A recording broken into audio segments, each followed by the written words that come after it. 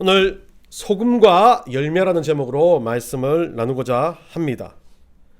이 소금이라는 것 여러분들 엄청 많이 들었죠. 우리 그리스도인은 빛과 소금이다 해가지고 소금이 짠맛을 내야 된다. 그래서 이 소금은 성경 안에서 좀 중요한 단어이기도 한 그런 건데요. 근데 이 소금이라는 게 중요합니다. 우리 인체에서도 중요하고 여러 가지도 중요한데 이 소금 자체가 가지고 있는 기능 때문에 소금이 참 중요한 의미로 과거에는 인식되어졌던 겁니다. 예전에는 이제 향신료나 이런 다른 조미료가 없었기 때문에 소금 하나만으로 조미료를 대체했었던 그런 시절에 이 소금은 상당히 부유했었어요. 부유한 사람만 쓸 수 있는 거였습니다. 그러다 보니까 예전에 어떤 사람은 소금을 무역하던 과거에 이 구약 시대와 같은 한 몇백 년, 몇천 년 전의 시기만 해도 이 소금을 무역하는 무역상은 금을 무역하는 것보다 훨씬 더 이게 고귀하게 쓰여졌을 때도 있었다라고 말합니다. 그러다 보니까 이 소금은 요리 재료 중에서 우리가 말하는 우리는 왕궁 같은데 엄청 부자들만 먹을 수 있는 그런 종류였습니다. 그런데 이 소금 자체를 일종의 방부제 역할을 하는 것이 없었기 때문에 소금 자체를 방부제로 쓰는 시기, 지금부터 수천 년 전이었지만 방부제로 썼던 이 이스라엘 민족들 같은 경우는 이 소금을 고귀한 거이기도 했지만 이 소금을 가지고 이 고귀한 것, 향유옥합을 깨뜨렸던 마리아가 그 향유를 이 시체에 썼던 것처럼 이 과거에 그보다 더 과거의 시기에는 향유가 아닌 이 소금을 시체에 물로 바르는, 그래서 조금 방부제 역할을 하는, 물론 그게 큰 역할을 하지 못하죠. 오래 가지 못합니다. 그런데 부패를 막는 것을 조금 도와주기 때문에 이 소금을 활용했다 그럽니다. 결국 이 소금의 역할은 방부제 역할, 그리고 무언가의 맛을 높이는, 감칠맛을 높이는 역할을 했던 겁니다. 이 그리스도인이 살아가는 것이 그래서 짠맛을 내는 것, 그리스도인은 주체가 아니지만 그 맛을 더 가미시키는 존재, 그리고 세상에 제약된 것들 가운데 예수 그리스도의 정말 보혈에 쌓인 우리라면 그들 앞에 기준이 되어주는 것, 이런 것들로 소금을 참 많이 이야기를 합니다. 그런데 오늘날은 소금이 너무 널렸어요. 종류가 너무 많아요. 색깔도 여러 가지고 엄청 좋은 소금, 암염에서 나온 소금, 히말라야 머시기 소금 이런 것처럼 소금이 너무 많아진 세대가 되어다 보니까 소금이 그렇게 귀하게 여겨지지는 않습니다. 저도 소금을 그렇게 좋아하지는 않았습니다. 한 번은 우리 있던 청년들하고 이제 쿠키를 만드는 그런 시간을 가졌습니다. 한국에는 잘 안 하는데 미국에서는 이제 각자 좀 예배 마치고 자기 집에 가가지고 쿠키도 만들고 놀고 이렇게 하다 보니까 이 쿠키를 만드는데, 이 쿠키 만드는 과정 보면 별거 없어요. 다른 것들은 빵을 부풀리고 하는데 쿠키는 거의 반죽해가지고 바로 이제 굽기 때문에 너무 금방금방 하기 때문에 이제 쿠키를 선택했고 쿠키를 반죽하는데, 이 친구가 하얀 가루, 마법의 가루를, 설탕을 한가득 집어넣어서 정말 맛있게 냄새 너무 좋게 쿠키를 구워줬어요. 또 제가 목사라고 이 청년들이 같이 있는 상황에서 목사님 쿠키 드세요 해가지고 쿠키를 이만하게 구워가지고 냄새가 너무 좋아요. 한 입을 크게 확 빼어 먹었는데, 와, 여러분, 우리 한국 사람 말은 소태. 소태란 말은 원래 있어요. 짜다는 맛, 아주 짜다는 맛인데 소태가 아니에요. 여러분들 소금을 한번 한 주먹을 입에 넣어 보세요. 짠맛이 아니라 혀가 마비되면서 쓴맛이 나요. 그 얼얼한 맛이 밀가루하고 섞여가지고 그 얼얼한 맛이, 그리고 또 웃긴 게 이 초코칩 쿠키를 했기 때문에 단맛과 여러분 짠맛, 쓴맛이 완전히 섞이는 게 단맛이 없어질 정도로 강해요. 소금이 설탕만큼 소금을 때려 부어가지고 그때 이후로 소금은 참 지독하게 아주 자극적이고 사람의 뇌를 정지시키는 맛이라고 저는 생각을 하고 살았던 기억이 납니다. 이런 소금을 보면서 우리는 너무 지금은 흔해졌지만 과거의 이 소금은 참 귀했고 소금의 중요한 의미를 가지고 있는 겁니다. 오늘 본문에서 소금과 또 열매가 이것이 연결되어지는 이야기들을 오늘 본문을 통해서 알 수 있는데, 오늘 본문을 한번 읽으면서 우리가 이 소금과 열매에 대해서, 이 땅 가운데 우리가 무언가를 살아가는 이유가 이 소금과 같다면 그 소금의 결론은 소금으로 인해서 열매가 맺어지는 건 아니지만 우리 그리스도인이 소금처럼 산다면 열매의 역사가 일어난다는 것을 결론적으로 이야기하면서 말씀을 하나하나 나눠보도록 하겠습니다. 오늘 본문 보면 여리고성이라는 여리고성이 나옵니다. 엘리사가 나오고 원래 엘리사 서성은 엘리야였습니다. 그러다 보니까 이 엘리야 같은 경우는 여러분들도 아시겠지만 뭐 인간으로 태어났지만 하늘로 병거 타고 승천을 하죠. 그 승천하는 장면을 엘리사가 목격을 합니다.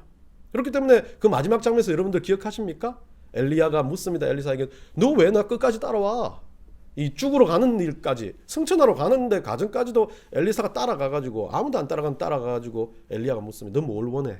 그러니까 엘리사는 말합니다. 원래 엘리사는 아주 미천한 농부 출신이었던 것 같아요. 아무것도 배우지 못한 사람. 근데 이 사람이 뭐라 그럽니까?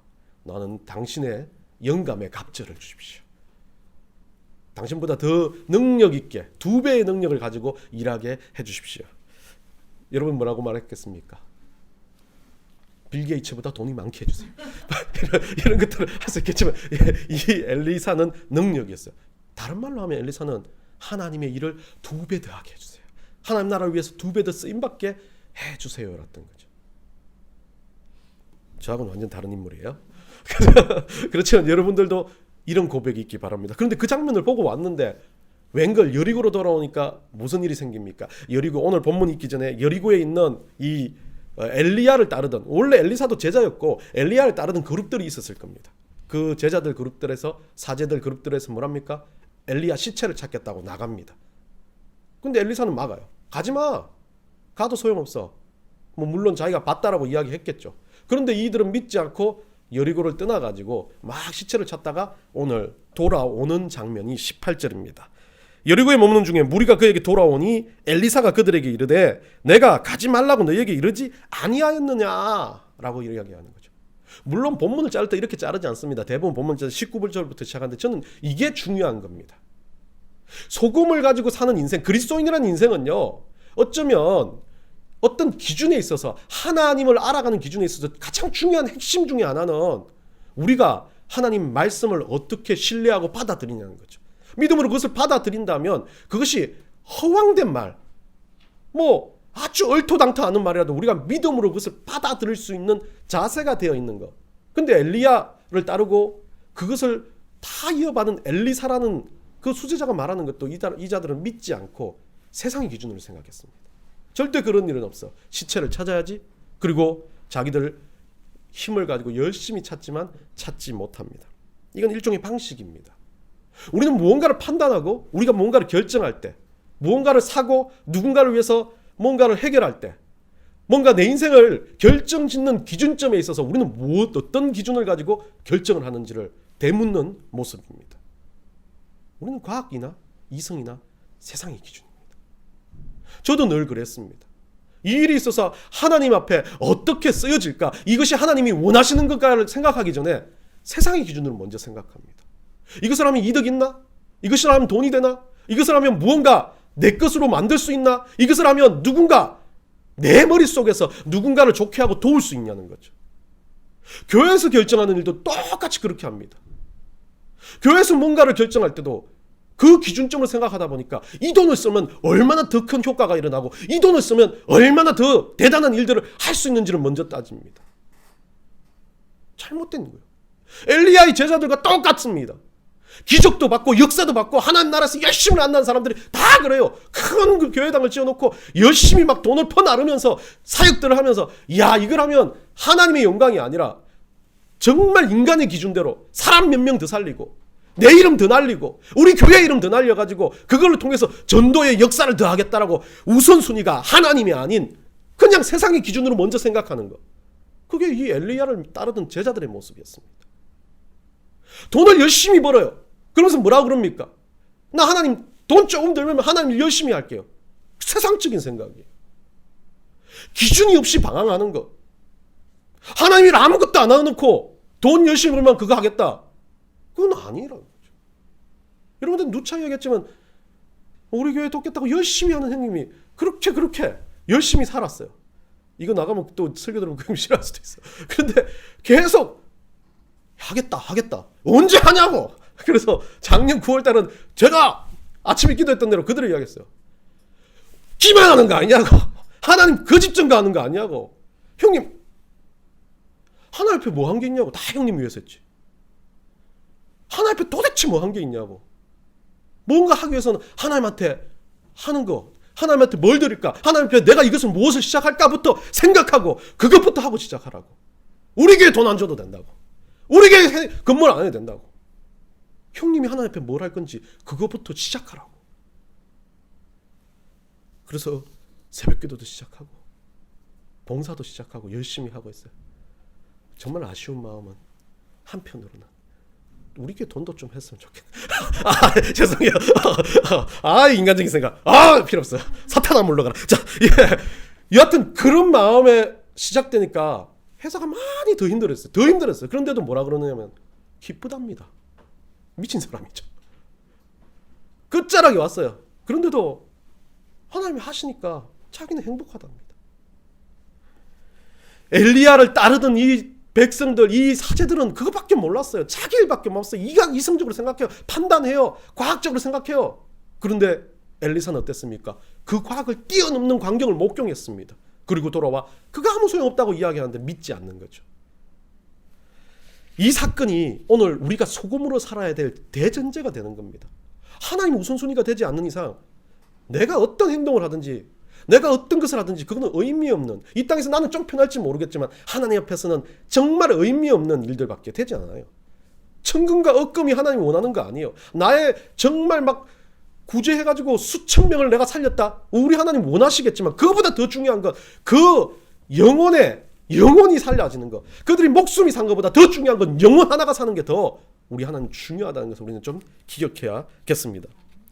여리고는요 원래 여러분들이 아신 것처럼 사해, 그리고 우리가 말하는 갈릴리 바다 요단강 편에서 북쪽으로 한 15km 정도 떨어져 있는 지금 세상에서 이 해수면보다 낮은 그 도시가 많이 없는데요. 여리고가 그 중에 하나입니다.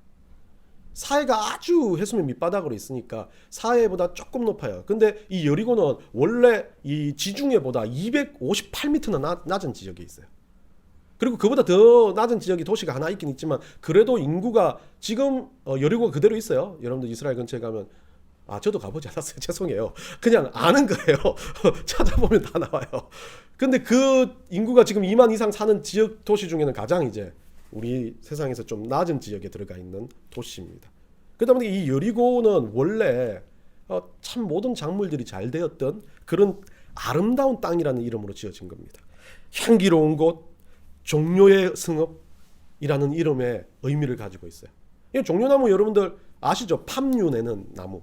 이파리 넓은 우리 예수님 우리 종려주일날 입성하실 때 막 넓게 부채처럼 붙이는 막 침료수처럼 그렇지만 넓게 이렇게 부채도 할 수 있는 이런 종류인데 이 종려나무 같은 경우는 그 시절에 참 중요한 나무 중에 하나였어요. 기름도 나오고 이 열매, 대추야자 같은, 우리가 생각하는 대추야자 같은 그런 열매가 열린대요. 좀 달콤하기도 하고 조금 아삭하기도 한 열매. 그래서 그 열매도 쓰고, 그리고 이 종려나무 목재는 또 많은 건축에 쓰여지는 아주 중요한 재료였습니다. 그러다 보니까 종려나무가 있는 성읍은 엄청난 호황을 누리는 성읍이었어요. 여러분들 엘림이라고 기억하십니까? 그 출애굽기 제가 예전에 설교할 때 엘림이 종려나무 12샘이 있고 종려나무 막 거루가 그 엘림을 둘러쌌다 해서 그 엘림은 맞죠? 마라와 엘림 비교되는 것처럼 이 종려나무는 풍요를 상징했겠어요. 여리고는 풍요로운 땅이었어요. 근데 이 땅 가운데 오늘 본문에서 뭐라 그러냐면 이 성읍 사람들이 이제 그 엘리야의 제자들의 이야기가 끝나고 난 다음에 그 성읍 사람들이 나타납니다. 성읍 사람이 나타나고 뭐라고 말하느냐, 엘리사에게 말하대요. 이 보시는 바와 같이, 보고 있는가 봐요. 보시는 바와 같이 우리 성읍이 어떻게 됐습니까? 말라간다. 우리 성읍이 좀 물이 안 좋아서, 토산이 안 좋아서 열매도 안 맺힌다. 그렇게 이야기를 합니다. 그 땅에 소산이 없다라고 이야기를 하고 있습니다. 근데 여기에 이 소산이 없다라는 것은 메사칼레트라는 단어를 쓰는데, 이 메사칼레트는 창세기 20장에서 이 쓰여지는 형태로 봤을 때는 이 메사칼레트는 사람이나 동물이 잉태함이 없어진다는 거죠. 이 동물 같은 경우는 이 유산이 되거나 저런 나무 열매 같은 경우는 열매가 안 맺히거나 썩거나 이런 경우를 이야기할 때 메사칼레트를 쓰는데, 이 메사칼레트가 원래 의미상으로는 창세기에서 쓰여졌던 그 용법으로는 소산이 떨어지다는 것은 인간의 용례에서 썼습니다. 사람의 대가 끊어지는 것을 이야기하는 거죠. 결국 지금 여기에 말한 여리고성은 종려나무 열동엽의 열매가 종려나무 많이 있는 종려나무의 열매가 맺히지 않는 것과 함께 뭐가 있었겠습니까? 제가 보기에는 그래요. 유추해 보는 건 아이들이 태어나지 않는 겁니다. 여자들이 막 유산하기 시작합니다. 그러다 보니까 뭐라고 해요? 이 사람들이 근본적으로 과학적으로 이성적으로 찾았는지 모르겠지만 물이 문제라고 합니다. 와, 문제를 알고 있어요. 근데 해결 못하는 겁니다. 문제를 가져와서 해결을 못하는 상황이죠. 다 죽어나가고 그거 막 젊은 사람들이 떠나는 거예요. 왜? 애가 태어나지 않고 열매가 안 맺히는데 어떻게 사람이 살겠습니까? 이 성읍이 망해가고 있는 상황이었습니다. 그래서 물이 문제가 있다라고 엘리사에게 이야기를 합니다. 그래서 엘리사가 처음으로 그들에게 말을 하는 건 물이 이상이 있다고 그러는데 엘리사가 뭐라 그럽니까? 엘리사가 이르되 새 그릇에 20절입니다. 소금을 담아내오라. 여러분들, 자, 이제 소금을 이야기해야 됩니다. 이 시절의 소금에 대한 부분들은 상당히 고귀하게 쓰여졌지만 많은 분들이 좀 간과하는 게 있는 게 사해라는 그 염해라는 땅은 뭐로 되어 있습니까? 소금산이었어요. 어떤 지역보다 한 15km 정도인데 이 소금을 왕래하기 위해서는 저기 지중해 쪽, 유럽 쪽으로, 그리고 지금 말하는 로마나 그 발달되어 있는 지중해 연안, 이집트 같은 곳으로 소금을 나르기 위해서는 지금 이 여리고의 성읍, 요단강가에 있는 여리고의 성읍을 따라서 길 따라 이동을 했어야 되는 거죠. 그럼 이 여리고는 어땠어요? 물론 뭐 다른 유추가 될 수도 있겠지만 소금이 아주 많은 지역이었을 거라고 저는 예상합니다. 왜냐하면 15km 우리 걸어서 한 2-3시간 내려가면 3시간 정도 내려가면 거기에서 소금을 채취해 올 수가 있는 지역이었고, 근데 그 근처에는 성읍이 없었어요. 그럼 소금을 판매하고 소금을 나눌 수 있는 성읍은 어찌 보면 이 북쪽에는 여리고가 저는 맞을 거라고 믿습니다. 상업적으로 아주 소금을 대행하는 업이 발달했을 거예요. 그런데 이들에게 뭐라고 그럽니까? 소금을 가져오라. 그러니까 물론 제가 안 맞을 수도 있어요. 근데 어떤 분들은 이 아주 고귀한 것, 아주 귀중한 것이 소금이라고 말합니다. 근데 여리고 성읍에서는 소금이 고귀한 게 아닙니다. 차라리 후추 이러면 엄청 고귀하겠죠. 우리 여러분들 그런 거예요. 제가 그 창에서 태어났기 때문에 사과가 고귀한지 몰라요. 미국 사과 아무리 달다고 먹어본 것도 여리고 산 사람은 핑크 소금 아무리 스테이크에 정말 맛있는 핑크 소금 갖다 놔도 다 소금이 있다고 이렇게 말하는 거예요. 그만큼 소금이 풍요로운 사람들입니다. 그러다 보니까 자기한테 있어서 가장 풍요로운 걸 갖고 오라 그래요. 근데 어떤 분들은 이것을 고귀한 것을 갖고 온다 그러는데 아니요. 가장 그 시절에 자기들에게 너희들이 잘 알고 있고 잘할 수 있고 너희들이 잘 판단할 수 있는 소금을 갖고 와. 그런데 잘 알고 있어요. 소금은 어때요? 얘들이 봤을 때 소금은 그럼으로 쓰이는 거 아닙니다. 뭔가 바꾸기 위해서 쓰이는 거 아닙니다. 짠맛을 내요. 제가 말했잖아요. 처음에 그 소금을 먹으면 물에 소금을 집어넣으면 어떻게 됩니까? 물을 고치기 위해서 소금을 쓸 수가 없는 거잖아요. 이거는 완전 바보 형님이 하는 형태잖아요. 저가 같아도 토를 달았을 것 같아요. 아니 소금을 어디다 쓰려고요? 그런데 어떻게 합니까? 소금을 가져오는데 새 그릇에 소금을 담아오라 하고 난 다음에 21절에 엘리사가 물의 근원에 가가지고, 지금도 있대요. 이 엘리사의 우물이 있대요. 여리고에 가면. 그 우물이었는지 모르겠지만 거기에다가 어떻게 합니까? 소금을 던집니다. 꼭 주술 하는 것 같이 소금을 던져버려요. 그걸 소금을 던져줬는데 이 사람들은 생각하기에 소금까지는 가져왔어요. 아마 소금 널리고 있으니까 집에 있는 소금들을 들고 왔을지 모르는데 엘리사가 소금을 물에 던지는 순간 저 사람 진짜 왜 저래? 자기 판단으로 봤을 때는 물도 저거 진짜 우리 이왕 또 기본 먹는 물까지 먹지도 못하게 짜게 만들어버렸다라고 화가 났을 거 아니에요. 그러고 난 다음에 뭐라 그럽니까? 이 엘리사가 그 행동 가운데 그 행동을 하면서 여호와의 말씀이 내가 이 물을 고쳤으니 이로부터 다시는 죽음이나 열매 맺지 못함이 없을지니라 라고 말합니다. 모든 사람들은 이 소금이 귀중하고 존귀하고 대단한 걸로 쓰여지지만 저는 여기에서 소금은 가장 익숙한 거라고 봅니다. 그 익숙한 걸로 하나님의 역사를 시작할 수 있다는 것을 이 엘리사는 보여주고 있어요. 기적이지만 기적은 엄청난 대단한 일로 일어나는 게 아니라 내가 하는 작은 거 하나, 예배를 드리는 작은 거 하나, 내가 정말 내 자식을 행하는 작은 거 하나, 아침에 일어나서 주님을 만나는 그 말씀 한마디, 그것으로 기적의 역사가 출발되어진다는 것을 보여주는 거죠. 물의 근원이 바뀌어요. 그 작은 일 하나로, 내가 익숙하게 했던 그 행동 하나로 나의 모든 것이 바뀌어지는데, 그 모든 것이 바뀌어서 어떻게 돼요? 열매가 맺혀지는데, 그 열매는 이 땅에 씨가 말라가던 생육하지 못하던 것들이 정말 생육하고 번성하라는 하나님의 명령처럼, 아브라함이 명령했던 것처럼 역사로, 기적으로 터져나오는 역사가 되어진다는 거죠. 여러분, 일종에 보면 소금과 열매는 아무 관련이 없어요. 소금을 쓰면 열매 맺는데 힘들어요. 비료나 다른 것들을 더 써야 돼요. 차라리 응가를 쓰는 게 나아요. 그런데 이 소금, 방부제 역할을 하고 뭔가 짠맛을 내는 이 소금을 이 엘리사를 통해서 하나님께서는 역사하시는 기적으로 출발점으로 보여주시는 이유는 저는 그거라고 생각해요. 우리에게 가장 익숙한 것부터 하나님 앞에 드려지는 것. 그건 뭐겠습니까? 나의 판단과 생각이에요. 나의 가지고 있는 행동입니다. 내가 기준점으로 삼고 있는 것이 무엇이냐는 것을 다시 한번 되돌아봐야 되는 거죠. 요 근래 참 기도하면서 뭐 여러 가지를 진행합니다. 교회 일도 그렇고 모든 일도 그렇고요. 그럴 때마다 우리는 언제나 제가 생각했던 것은 어떻게 방법론에 대해서 많이 생각을 했어요. 요 근래 회개했던 게 그겁니다. 하나님이 나에게 가장 익숙한 거 이 일에 대해서 하나님이 계속 가면서 하나님 방식을 써가는 거지, 내가 뭔가 새롭게 바꾸는 역사를 통해서 하나님은 나를 사용하지 않으신다는 거죠. 일주일 전인가 한 목사님을 만나라고 이야기를 왔어요. 근데 그 목사님 만나면 그 나를 추천한 사람은, 이 사람은 아주 나쁜 사람이에요. 그 교회에서 내가 같이 사역을 해줬으면 좋겠다.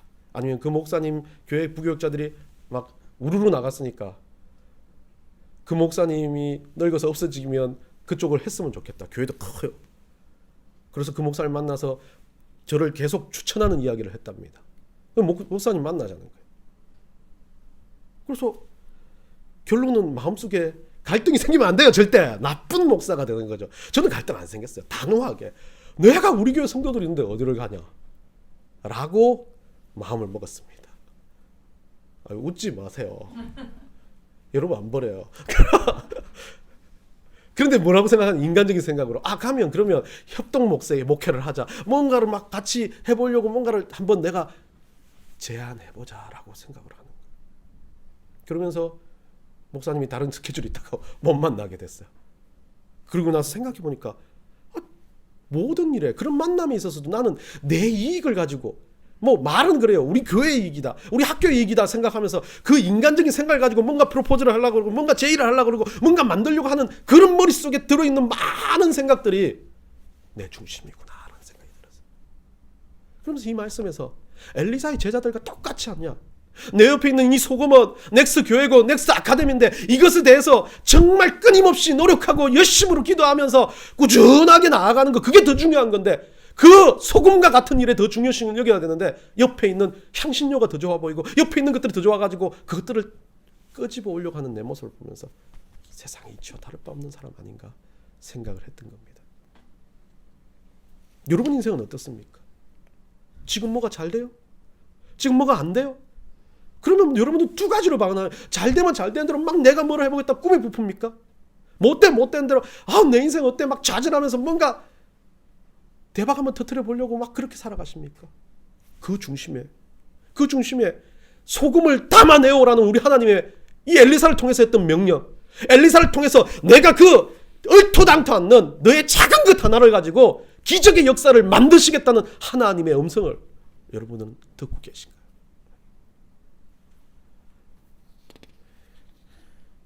이 근원의 물이 바뀌어진 건 단순한 역사가 아니었습니다. 기적과 같은 역사입니다. 여기서는 이 물이 바뀌었다라는 단어, 치유됐다라는 단어를, 회복됐다라는 단어를 라파, 여러분들 많이 들으시죠? 히브리어로 라파라는 단어를 씁니다. 라파라는 단어는 치유하다, 회복되다는 말을 쓰여지는데, 여기에서 치유하다는 의미는, 여러분들 저는 지금까지 병을 고치는 것이 라파의 전형적인 모습이라고 생각했는데 아니죠. 구약의 용법을 보면 이 치유하다, 회복하다는 생식의 능력이 회복되는 것을 이야기해요. 생명을 살려내는 것에 대한 이야기를 해요. 물론 그것이 병의 치료도 있겠지만 그보다 더 높은 차원에서 생명이 사라지는 것 뭐예요? 영혼이 사는 것.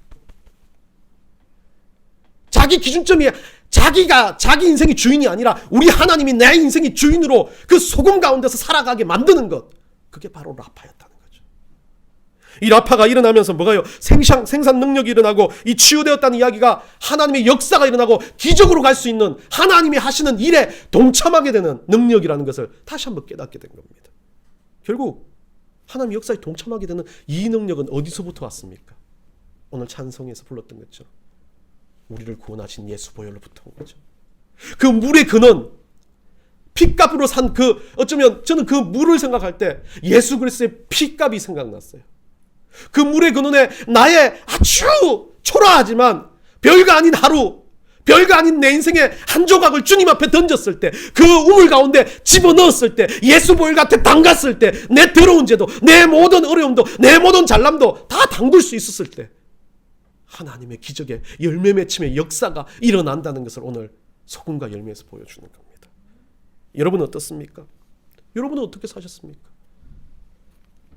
그렇게 내 소금을 그 물 가운데 던져넣고 예수 보혈 가운데 던져넣었을 때 오늘 본문의 결론에 이렇게 이야기합니다. 우리 다 같이 한번 읽어볼까요? 한번 앞쪽으로 올려주세요. 마지막 절 22절입니다. 22절입니다. 결론을 우리 크게 한번 읽어봅시다.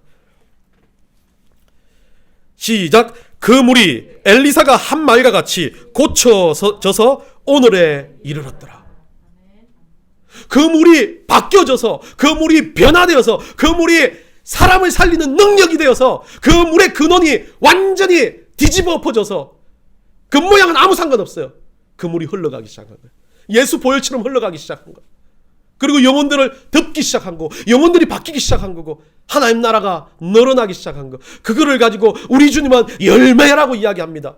수천 수억 금의 돈을 이야기하지 않고, 여러분 가진 지식과 여러분 가진 모든 환경을 이야기하지 않고, 우리 주님은 그 물 안에서 바뀌어진 영혼들, 그 물 안에서 하나님 나라가 확장되어지는 것을 이야기하셨던 거죠. 여러분 삶은 이것으로 쓰임받는 인생들입니다. 여러분 삶은 그래서 매일 소금을 퍼다 나르는 그런 존재가 되는 겁니다.